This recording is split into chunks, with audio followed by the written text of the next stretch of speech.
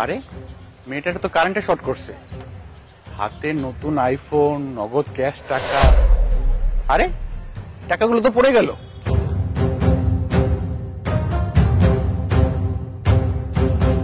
Hello madam, আপনাকে বাঁচাতে এগুলো আমি পাবো না, সরি ম্যাডাম।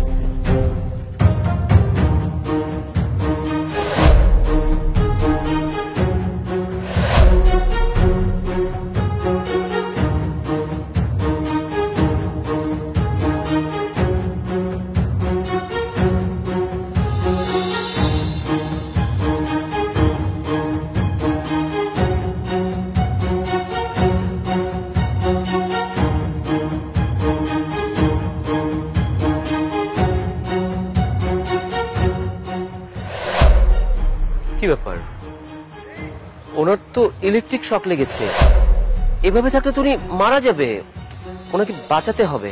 ওনার হাতে তো ব্র্যান্ড নিউ আইফোন দেখা যাচ্ছে, আবার টাকাও আছে বেশ কিছু। পড়ে গেল? না না না, ওনাকে বাঁচাতে হবে।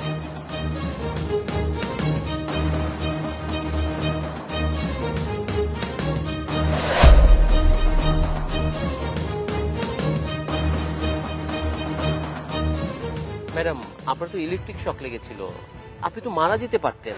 এভাবে কেউ রাস্তায় চলাচল করে? আর এই যে আপনার টাকাগুলো আর আইফোনটা। আপনাকে অসংখ্য ধন্যবাদ ভাইয়া। আসলে আমি রাস্তা দিয়ে যাচ্ছিলাম, খেয়াল করিনি কারেন্টের শর্ট লেগে গেছে।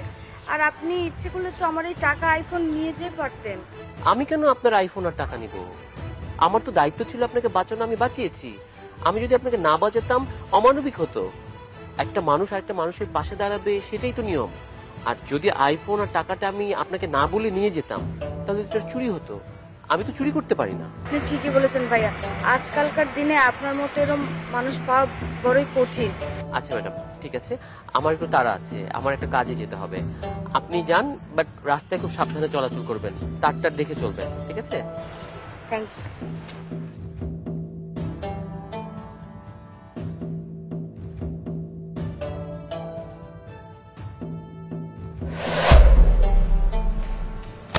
আপনি আপনি কি ডিসি ম্যাডামের পিএস? না, আমি কোনো পিএস না, আমি নিজেই দিই। ওয়ালাইকুম আসসালাম। তুমি কি ভেবেছো আমি ইলেকট্রিক শক খেয়ে মারা যাব? এই সম্পূর্ণটাই ছিল আমার একটা প্ল্যান। আর আমি তো জানতাম যে তোমরা দুজনেই আজকে আমার অফিসে আসবে। তোমাদের দুজনের মধ্যে কে সৎ এটা দেখার জন্যই আমার এই প্ল্যানটা করা। কিন্তু আমি দেখলাম তোমার মধ্যে ন্যূনতম সততা বলতে কিছুই নেই। তুমি তো একজন মানুষ, তাই না?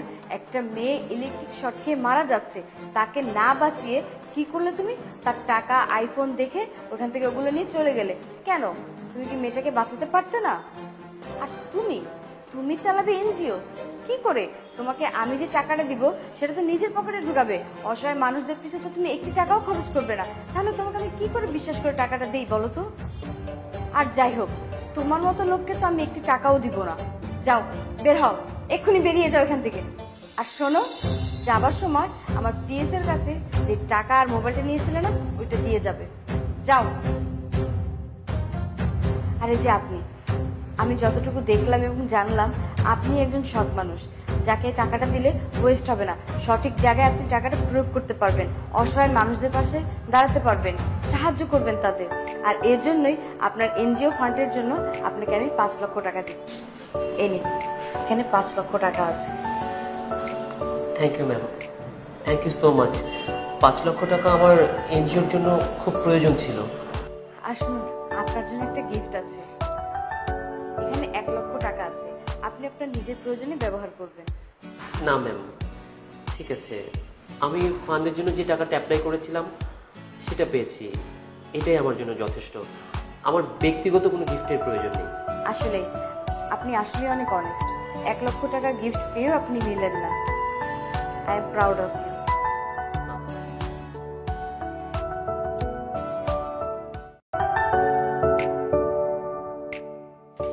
আই ময়লাওয়ালা, তোর এখানে এই সমস্ত কাজ শেষ হলে আমার বাসার সামনে কিছু ময়লা পড়ে আছে, সেগুলো একটু ক্লিন করে দিয়ে আসিস। হ্যাঁ মা, তুমি ভুল বুঝছো, ময়লাওয়ালা না, ও আমার ছেলে। কি? সে ময়লালা না? দেখে তো ময়লালাই মনে হচ্ছে, আর তো ময়লালার কাজই করতেছে। তাতে কি হয়েছে? ও ময়লাওয়ালা হোক বা না হোক, এখানে তো সব ময়লা পরিষ্কার করছে, তাই না? ও তো এক কথা ময়লাওয়ালাই। সে যাই হোক, তুমি গিয়ে আমার বাসায় ময়লাগুলো পরিষ্কার করে আসবে। এই মেয়ে, তোমাদের ঘরে ময়লা সে কেন তুলে দিবে? হ্যাঁ, আহা বাবা, তুমি থামো তো, আমি ওদের ময়লাটা ফেলে দিচ্ছি। আচ্ছা ঠিক আছে, আপনি বলুন তো আপনার বাসাটা কোন দিকে, কোথায় ময়লা ফেলতে হবে? এই তো সামনেই। এই তুই যদি মানুষের বাড়ির ময়লা তুলতে যাস, তাহলে ওরা নিজেরাই ময়লা ফালিয়ে তোকে দিয়ে ময়লা তোলাইবো।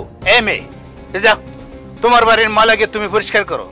আর সবাই যদি ময়লা পরিষ্কার করলে তাইলে এলাকার সব জায়গা পরিষ্কার হয়ে যাবে। শুনুন আঙ্কেল, বেশি জ্ঞান দেওয়ার চেষ্টা করবেন না। আপনি আপনার ছেলের দিকে তাকান, কি করে রেখেছেন আপনার ছেলেটাকে? একদম তো ঝাড়ুওয়ালার মতনই লাগছে। আর শুনুন, ময়লা ফেলানো নাকি আমার কাজ?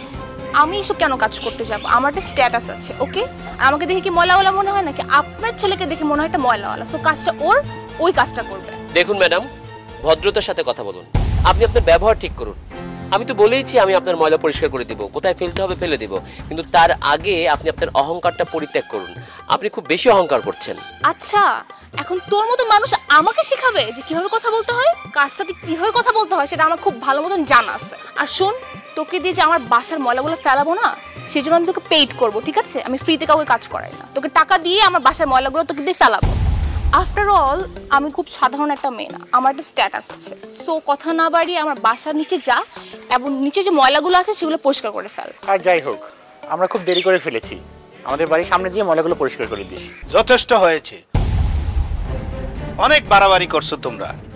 তোমরা জানো আমার ছেলে কি? ও আচ্ছা, খেয়ে আপনার ছেলে মন্ত্রী নাকি?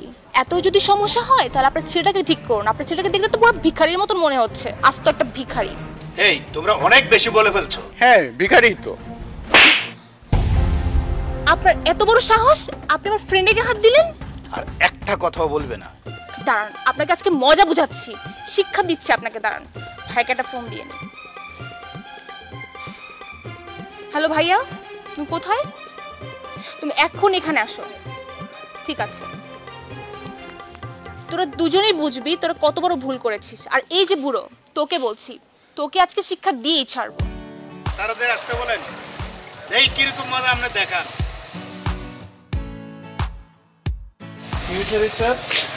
ভাইয়া দেখো না, এই লোকটা ফার্স্ট অফ অল আমার সাথে অনেক খারাপ ব্যবহার করছে, তারপর আমার ফ্রেন্ডের হাত দিছে। এত বড় সাহস কার এখানে? ভাইয়া তুমি খুব ভালো করেছো এসেছো এখন। এই যে বুড়োটা আমার ফ্রেন্ডকে মেরেছে। এই বুড়ো, এত বড় সাহস কি করে হলো তোর? তুই আমার বোনের গায়ে হাত তুলেছিস, তুই জানিস তোকে আমি এক্ষণ জেলে ভরে দিতে পারি। ভাইয়া শুধু এই বুড়োটাকে নয়, ওর সাথে ওর ছেলেটাকেও একদম জেলে ভরে দাও। কি রে, মুখ লুকিয়ে রেখেছিস কেন? এদিকে তাকা, দেখি তো চেহারাটা।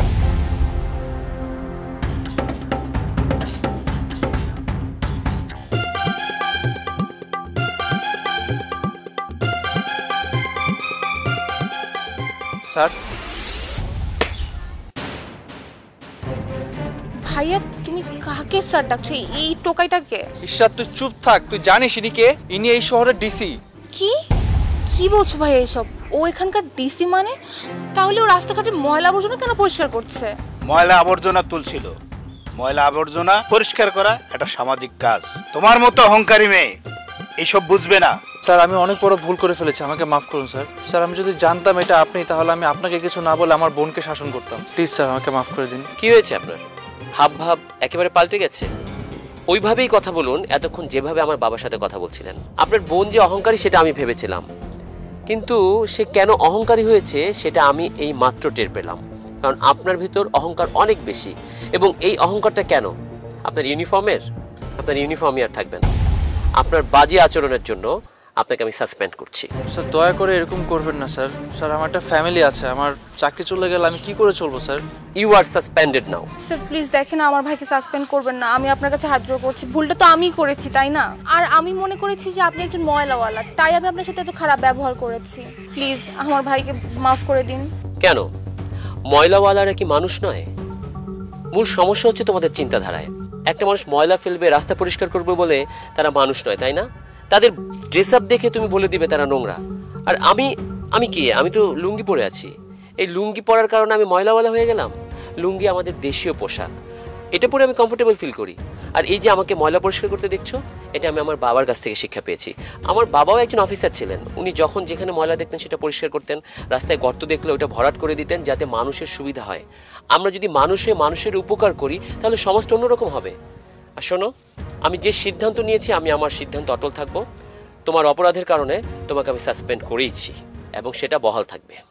অ্যান্ড নাও আমার চোখের সামনে থেকে সরে যাও, যাও যাও।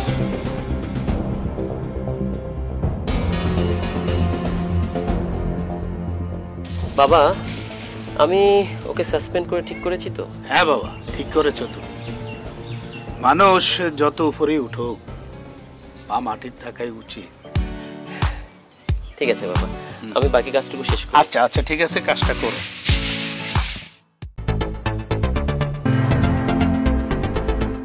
এই মেকানিক, আমার গাড়িটা একটু ঠিক করে দে তো, আমার গাড়িটা একটু প্রবলেম হয়েছে, তোকে আমি টাকা দিব। এক্সকিউজ মি, আপনি মেকানিক বলে রাখছেন কাকে? ওকেই বলছি, ও ছাড়া তো গাড়ি ঠিক করার মতো এখানে আশেপাশে কাউকে দেখছি না। ওকেই বলছি, ও গাড়ি ঠিক করছে, এজন্যই ওকে জিজ্ঞাসা করেছি। চল আমার গাড়িটা ঠিক করে দিবি। একটা মানুষ গাড়ি ঠিক করলে সে মেকানিক হয়ে যায়? সে মেকানিক না, সে আমার আপন ছোট ভাই। তার গাড়ি ঠিক করা বা গাড়ির প্রতি তার খুঁটিনাটি নলেজ আছে, দ্যাটস ওয়াই সে গাড়িটা ঠিক করে। দেখেন, আপনার ভাই নাকি সেটা আপনাদের ব্যাপার, এটা আমার দেখার বিষয় না। ওকে দেখে তো মনে হচ্ছে ও মেকানিক, ও মেকানিক দেখে আমি ওকে গাড়িটা ঠিক করে দিতে বলছি। আর আপনার গাড়ি তো এখানে ঠিক করছে, তাতে তো কোনো প্রবলেম হচ্ছে না। আমার গাড়িটা ঠিক করলে কি এমন ক্ষতি হয়ে যাবে? এই চল আমার গাড়িটা ঠিক করে দিবি। আপনি এভাবে কথা বলছেন কেন? এভাবে কথা বলে কেউ কারোর কাছে হেল্প চায়, এটা কি ধরনের অফার? আমি বুঝতেছি না আমার গাড়িটা ঠিক করে দিলে কি এমন ক্ষতি হয়ে যাবে। এখানে গাড়ি ঠিক করে পয়সা পাবে, ওখানেও আমি আমার গাড়ি ঠিক করাতে পয়সা দিব, যত টাকা লাগে দিব, সমস্যা নাই। এখানে যেহেতু আমি একটা প্রবলেমে পড়ে গেছি রাস্তায় এসে, এখানে আশেপাশে কাউকে দেখছি না গাড়ি ঠিক করার মতো, আর এখান থেকে গ্যারেজ অনেক দূরে, আমি কিভাবে আমার গাড়িটা নিয়ে যাব? মানুষ বিপদে পড়লে তো তাকে হেল্প করতে হয়, তাই না? হেল্পের বদলে আমি তোকে টাকা দিচ্ছি, ও কত টাকা লাগবে ওকে আমি তত টাকা দিব। এই চল আমার গাড়িটা ঠিক করে দিবি। একটা মানুষ বিপদে পড়লে এভাবে অ্যাগ্রেসিভ ভঙ্গিতে হেল্প চাইলে সে হেল্প কারো করা উচিত নয়। ভাইয়া যাই না, গাড়িটা ঠিক করে দিয়ে আসি। সে তোর সাথে এত বাজে বিহেভ করলো, বাজে অ্যাপ্রোচে কথা বললো, আর তুই তার গাড়ি ঠিক করতে যাবি? আহা ভাইয়া, একটা মেয়ে মানুষ বিপদে পড়ছে রাস্তার মধ্যেখানে, তাকে হেল্প করলে আল্লাহ খুশি হবেন। আর তুমি তো জানো আমি গাড়ির প্রতি কতটা উইকনেস। যাই ভাইয়া। ম্যাডাম, আপনার গাড়ির চাবিটা দিন। গাড়ি কোথায় আপনার? ওই যে ওয়েট করুন, আমি আসি।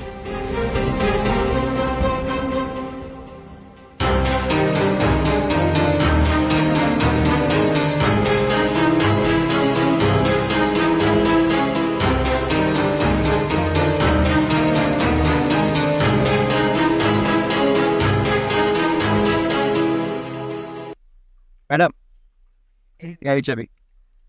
আর সরি ম্যাডাম, আমি আপনার গাড়ি ঠিক করতে পারবো না। আপনার গাড়িতে একটা মেজর প্রবলেম দেখা দিচ্ছে। আপনার গাড়ির ফুয়েল ট্যাঙ্ক লিক করেছে, ওটাকে ঠেলে ঠেলে এখন গ্যারেজে নিতে হবে। ঠিক করতে পারবি না মানে? হ্যাঁ, তুই এখানে ওনার গাড়িটা ঠিক করতে পারলি আর আমার গাড়ি ঠিক করতে পারবি না কেন? আমার গাড়ি গ্যারেজে নিতে বলতেছিস কেন? আমি একটা মহিলা মানুষ, প্রবলেমে পড়েছি, তুই প্রবলেম সলভ করে দিবি, তা না করে তুই আমাকে গাড়ি গ্যারেজে নিয়ে যেতে বলেছিস কেন? তুই আমার গাড়ি ঠিক করতে পারবি না কেন বল? Enough is enough. ও তো বললো যে আপনার গাড়িটা ঠিক করে দিতে পারবে না। তাছাড়া ও কিন্তু আপনার গাড়ির প্রবলেমটা আইডেন্টিফাই করে দিয়েছে, সেটা আপনি এখন গ্যারেজে নিয়ে গেলে ঠিক হয়ে যাবে। তারপর আপনার সাথে বাজে ব্যবহার করেই যাচ্ছেন।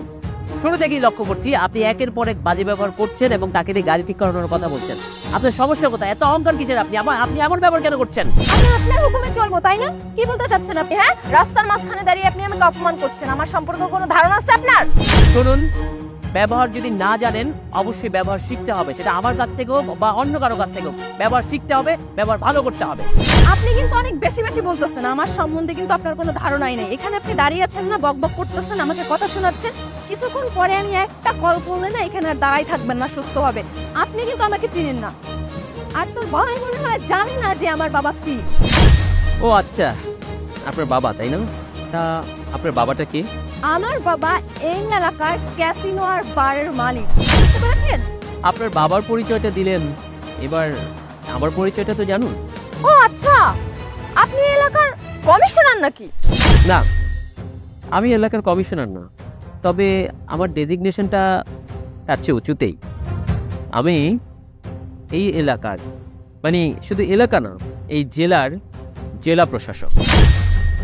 আজই জয়েন করেছি। আমার ভাইটাকে নিয়ে বেরিয়েছিলাম শপিং এর জন্য, আর রাস্তার মাঝে আপনার মতো একজন মানুষের সাথে দেখা। বাই দ্য ওয়ে, আমি এক্ষুনি আপনার বাবার নামে যত বার আর ক্যাসিনোর লাইসেন্স আছে সবকিছু আমি ক্যান্সেল করিয়ে দিচ্ছি।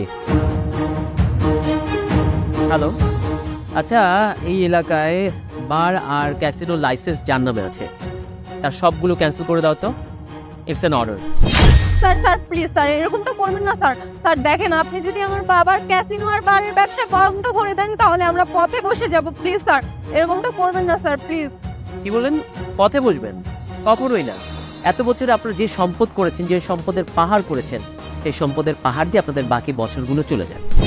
ভাইয়া থাক না, উনি ভুল করছে বিদায়কে আমরাও ভুল করবো।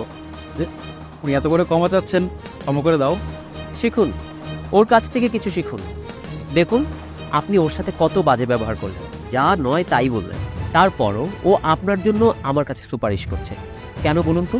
কারণ ওর ভেতর হিউম্যানিটি আছে। সরি স্যার, অ্যাকচুয়ালি আমি আমার ভুলটা বুঝতে পেরেছি। শুনুন, সরিটা আমাকে নয়, ওকে বলুন। সরি ভাইয়া, আমি বুঝতে পেরেছি যে কারো পোশাক দেখে কাউকে জাজ করা ঠিক না।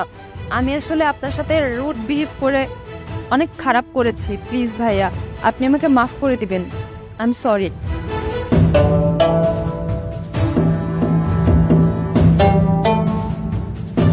বুঝলি, এবার অন্তত নিজেকে বদলা। সবাই তোর আউটলুকটা দেখে জাজ করে। কি করিস? একটা টি শার্ট পরে একটা জিন্স পরে বেরিয়ে যাস। সবাই তুই ব্যাপারটা বোঝে না। শোন, এরপর থেকে একদম টোটাল গেট আপ নিয়ে তারপরে বেরোবি। ভাইয়া তুমি তো জানো আমি এইসব ড্রেসে কমফোর্টেবল, আর তাছাড়া আমার এত বিলাসিতা করতে পছন্দ না ভাইয়া। আচ্ছা চলো, আমাদের গাড়ি ঠিক হয়ে গেছে।